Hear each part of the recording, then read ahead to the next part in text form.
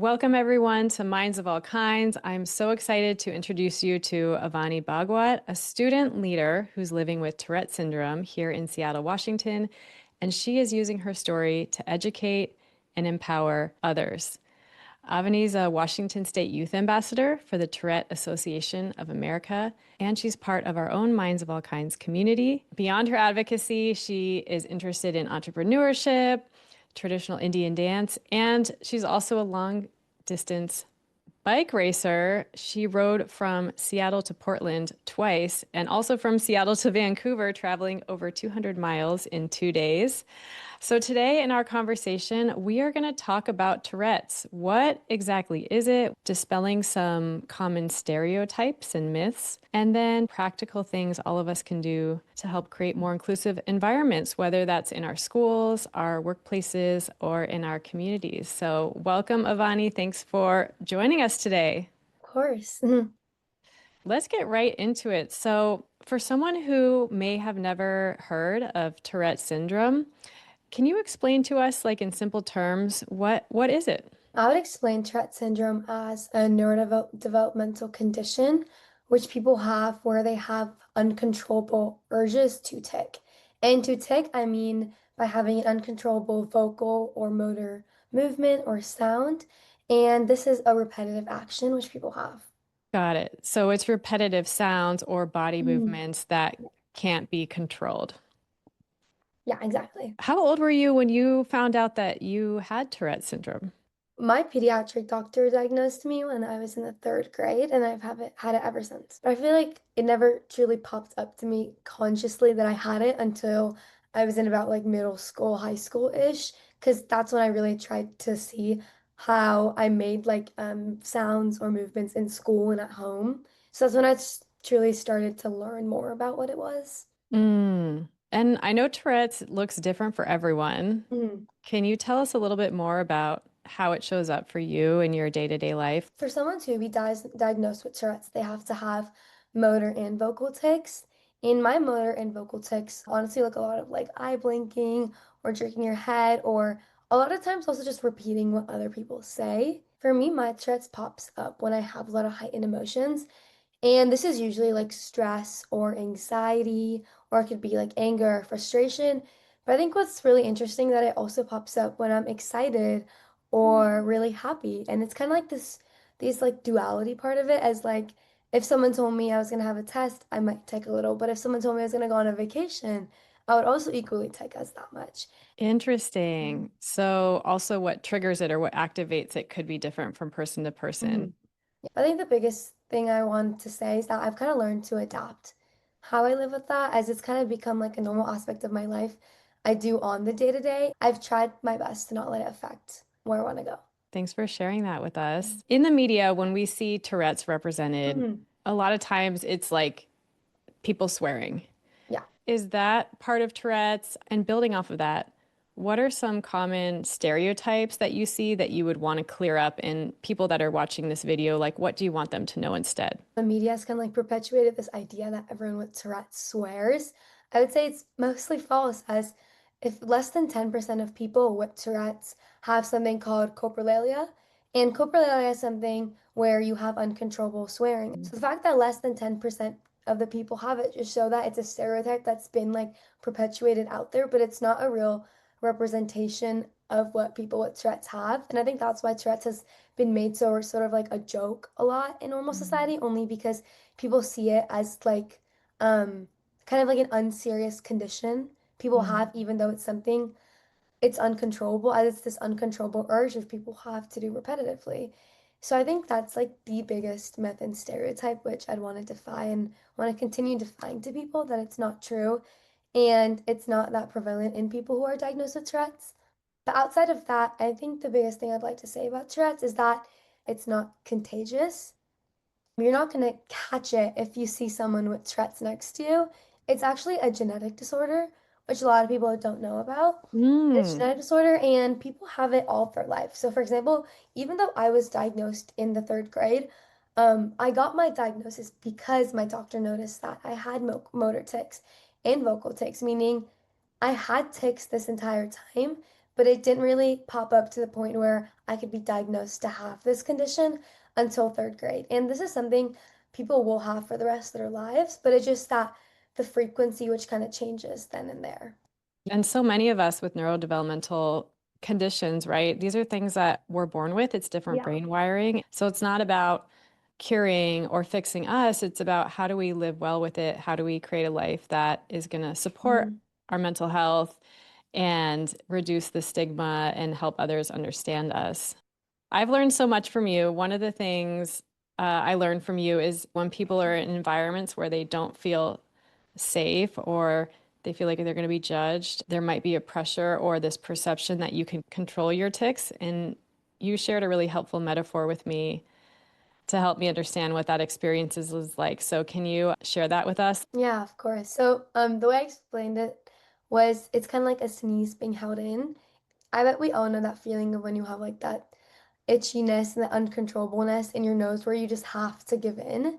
And I feel like the sneeze is like a perfect way to describe how a tic is, as a tic is an uncontrollable urge. When I present as a youth ambassador to like different schools, the Tourette Association in our presentation makes us ask like elementary schoolers or middle schoolers to do a staring contest, meaning you'd stare for 30 seconds where your eyes start watering and they get itchy and you have to blink. Just shows this idea that you have to give in, and it just, I think the sneezing and the staring contest just perfectly describe how what Tourette's is to other people. That's such a cool activity to get people to really Yeah. embody and understand that telling someone to try harder or to just not tick like is not helpful at all. Something that we can all do is create tick neutral environments. That's kind of the term within the Tourette's community for environments that are inclusive. Can you tell us what does it mean to have a tick neutral environment? A tick neutral environment is kind of like pushing the idea of like not reacting in both sides of the extremes, meaning one of the extremes can be not accepting what Tourette's is, being angry about it, or assuming that it's rude.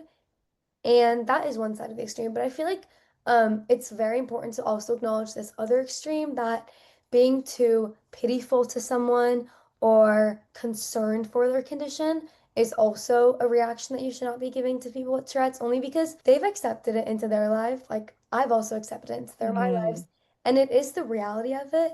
But people with Tourette's aren't stuck with their condition their entire lives. They don't see it as it's something they're stuck with, but rather as like a positive part of them or a part of them that they have welcomed into their lives. So I feel like if individual with Tourette's have welcomed this into their lives, that other people should also create this tick neutral environment where they welcome it in any situation and don't see it as that aspect of individuals that make them lesser than others. got it. So we want to avoid these extremes of either treating someone with pity, of being like, oh my gosh, that's so sorry, that's terrible, you have this Mhm. thing. And then we also want to avoid being like, oh my gosh, that's so weird, you need to stop that. Exactly. And treating people like neutral, like this is a variation in human experience and behavior, and it's something to be accepted. Yeah. Exactly. Just to make this kind of real, right? Thinking about in a classroom or in a work meeting, Mhm. right? Somebody's in a work meeting and they're ticking. How would you want coworkers to react or I not would, react? yeah.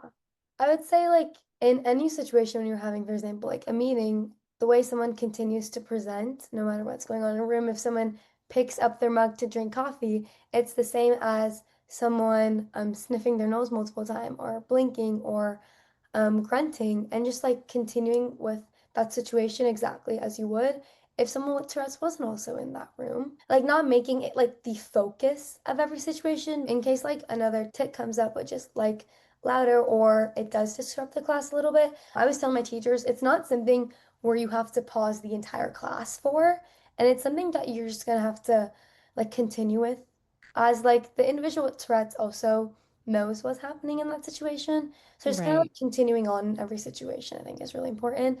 And that's like the main question I've gotten about creating like a tick neutral environment. Yeah. Got it. Got it. So just knowing ticks are going to happen. And when they happen, the show goes on and we don't need to stop the class or stop the meeting. We Yeah. can continue on forward. Yeah, exactly. That's super helpful. Thank you for sharing that. So I've been personally so inspired by you as you're a senior in high school. And I think back to when I was a senior in high school and I was like forgetting my books in the locker and not, I don't, I'm so impressed with everything that you've accomplished and how you've taken your own personal experience as somebody with Tourette's and then used that as a tool for advocacy, gotten involved with Tourette's Association of America, and you've even started your own media project, which we'll talk about in a minute. But I would like love to just hear from you what inspired you to step up and get involved as an advocate because you could have just kept going on like a regular student, but you decided to take on this advocacy work. So I'd love to hear more about that. The main reason I first joined the Tourette Association to be youth ambassador was because I also wanted to learn more about the condition I had because that's when I started seeing that it was more like prevalent in my life. I used to notice when I ticked a lot more. So I first went to Capitol Hill to learn about more about my condition and meet other people who had it. Mm. And by being there, I understood actually how prevalent it was in other individuals and most importantly, children. As I feel like when it's surrounded by children, a lot of the times it can become something to bully about or something to joke about because it is around children. And a lot of people don't know, but Tourette's is actually most prevalent in children and it actually lessens when you're an adult. Not in Mm. not in all people, but that is usually the case. So I think what honestly pushed me to be an advocate even to today is just knowing that anyone can have Tourette's, no matter if you're like an elementary schooler, high schooler, like a coworker, and just knowing that you can live as any other, for example, me, I can live as any other high schooler. A elementary schooler with Tourette's can live as any other elementary schooler. And I think that just pushes me to advocate more every day as like I have adapted my life with my Tourette's and I would still like to name myself as just like an ordinary high school student, as that's what I am. And I want everyone else to also see it that way. Well, I think you're extraordinary, but yes, we can go with ordinary, and that's what, a lot of people with who are neurodivergent or people with disabilities that I've worked with, that's how they want to be seen, not as someone to be pitied or not as super inspiring, but just like an everyday person, just like everybody else who wants to participate and be accepted, just like everybody else. Tell us a little bit more about what does it look like to be a youth ambassador for Tourette's Association of America? Like, what are some of the examples of what you're doing in that role? I became a youth ambassador in 2024. So that's the first year where I went to Capitol Hill, I went to DC, and we learned a lot about advocacy, advocating in our local communities, but also advocating on Capitol Hill. That's why we were there. So on National Advocacy Day in March, we went to down to our respective representatives. So I went to the Washington State representatives, and then we talked about supporting the Safe Step Act or joining the Tourette Syndrome Caucus and just pushing these representatives to support more neurodevelopmental conditions and funding for it, as we know that there is no cure for this condition, but just making it as more of like an accepted identity about people. But outside of what I did at DC in 2024, the main thing they taught us and told to bring back with us is how we were supposed to advocate in our local communities. So, what I do as youth ambassador is that I go and give talks to local schools, first, what Tourette syndrome is and how to support it. And for one example, what I did this was I went down just a couple of days ago to the sixth grade class at a private school in Seattle and one of the students in that class had Tourette syndrome actually. So my main role over there was to educate educate the class on what Tourette syndrome was specifically and how not to make Tourette's a joke in their class, but as rather Mm. something they welcome in another student. So yeah, that's like the main parts of my role. And honestly, I enjoy it a lot as I also get to learn a lot through all of this as I learn more about how other people with Tourette's live as me going to DC in 2024 was the first time I met other people with Tourette syndrome. So honestly, that was one of the most like life-changing moments for me as I truly could talk to other people who had the same condition as me. Like what tics we had one day, what similar tics we had in between each other or talking about like how we approach it in our everyday lives. I remember a lot of people told me that their tics were more prevalent when they were with other people in public, and other people said that their tics were more prevalent when they were at home in like a comfortable environment. And I Mhm. noticed that my tics came up more when I was in that comfortable environment and at home, and especially like late at night doing homework. But also, it was the other things like learning like what states people were from and how old they got diagnosed. I'm still in contact with some of these people till today. And it's so Mm. great to see like the work that they've also been doing in their states and seeing like the progress they have because by talking to them, I can see what they're doing and see if I can implement that in my state. And it's just so nice to see that all of us are making like as much of an impact as we can, but in like our respective communities. That's so powerful. What an amazing program. I know I've learned so much from other neurodivergent people just being in community with other folks, whether they Hmm. have ADHD, autism, dyslexia, even just disability advocates. And that's been such an important part of my own journey of healing and self-acceptance. And so I'm curious from that initial trip, is there an example of one thing that you took away from those conversations? The thing that I took away most from that program was like, I would say the privilege of being diagnosed. Mm. Because I got the necessary attention I needed to address the condition I had, the necessary medication if needed, and like the necessary support, as without my diagnosis, it would still be like a question in my life that I would have every day. Why am I acting this way? Why am I doing this? And why are other people not doing this? So I definitely just say the privilege of being diagnosed. And I think that's something I would never take for granted, only because it's also pushed me to advocate for other people Mm. because I got my diagnosis. And I would say this is like a privilege for me because my doctor's daughter actually had Tourette syndrome. So he knew what Wow. Tourette's was and was able to Wow. diagnose me. But I'm just wondering about all the other doctors out there who might not notice, or the individuals who might not notice that this is a condition that exists out there. So yeah, I'd definitely say that's the privilege. Wow. I'm just like amazed by the chances of that your doctors Yeah. had a child with Tourette's and they were able to, oh, yeah, that's amazing. It Hmm. really is a privilege. There's a lot of barriers to getting proper diagnoses.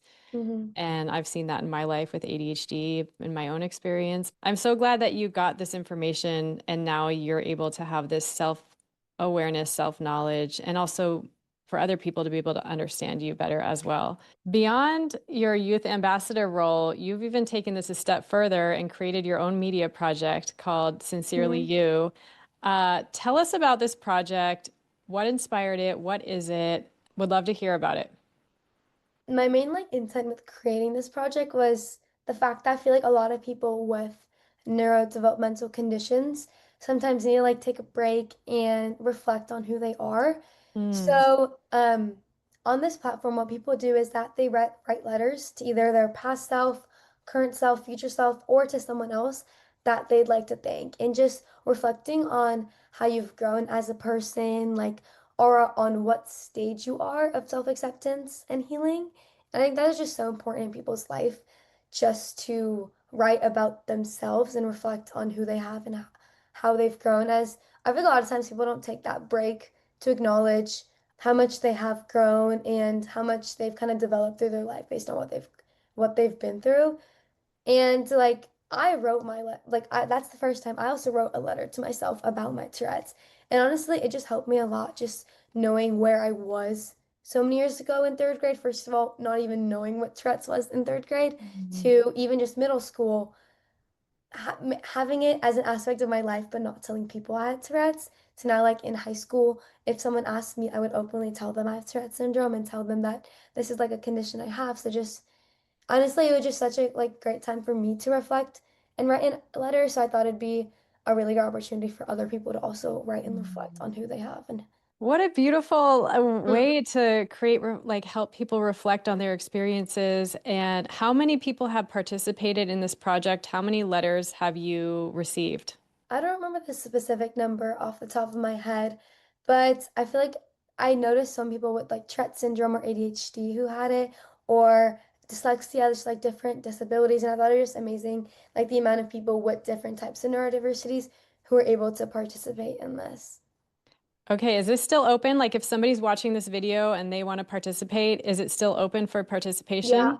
it is. Okay, so we will link the link where if you're watching this and you want to learn more, I'll put the link into the video description below so that Mhm. you can learn more and participate and clarify. So this is open for anyone who's neurodivergent, or is it only for Tourette's?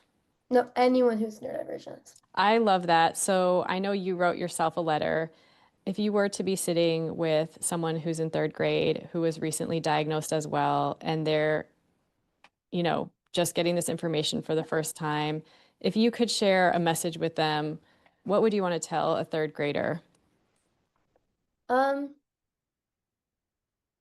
I would tell a third grader who got diagnosed with Tourette's, um, to first say like take it slow and understand like the condition you have. I feel like especially to a third grader, you can't jumpstart this information that this is something you have to accept in your life. It's coming, it's gonna change who you are, but just telling them to take it slow and understand who you are and the tics you have. And I feel like by doing that, um, like a third grader themselves will also just start seeing it as like a positive aspect about themselves so early on. I feel like that's so important to even just acknowledge that that part exists about you. Mm. What about if a parent is watching this and they're worried about their kid maybe facing some bullying, like in middle school or high school? Mhm. Like, what would you say to parents out there? I would definitely say to parents out there that like in this world today there are like so many resources out there to gain the support that you need. For Mm. example, with my Tourette's, I reached out to the Tourette Association of America. But no matter what like neurodiversity your kid has, I feel like there are just so many resources out there that you can get and that are so readily available in this world. And I feel like people should always take advantage of that as a lot of the presentations I give for the Tourette Association is because a parent reached out and realized that they need their kid's class to acknowledge and accept this condition. So yeah, I'll definitely just say take Mm. advantage of resources. There are so many great resources out there. Mhm. That's a great reminder. Well, thank you so much for your openness, for sharing, for educating us today in this Mhm. interview. Before we wrap up, do you have a final message that you hope everyone takes away from this conversation if they can only leave remembering one thing? I would definitely just say that anyone who has Tourette's doesn't mean to be rude or it's not purposeful, and that you should always stay open-minded to the people who come into your life, as you never really know what neurodiversity or what they might be going through. And this, I think, goes outside of Tourette's as well. I just always staying open-minded. Beautifully said. And a life lesson that applies to literally everyone, right? Accepting people, not judging people if they seem different, and treating people with respect and kindness. Mhm. Thank you so much for being here and for everyone listening, whether you're a teacher, parent, manager, or friend. Thank you for tuning in and learning more about Tourette syndrome. We will link some resources below if you want to learn more. And now you have some new awareness and tools to create tick neutral and inclusive environments. So, everyone, let's give Avani some appreciation in the comments below for her openness and leadership. Thank you, Avani, for being here with us. Of course, thank you so much.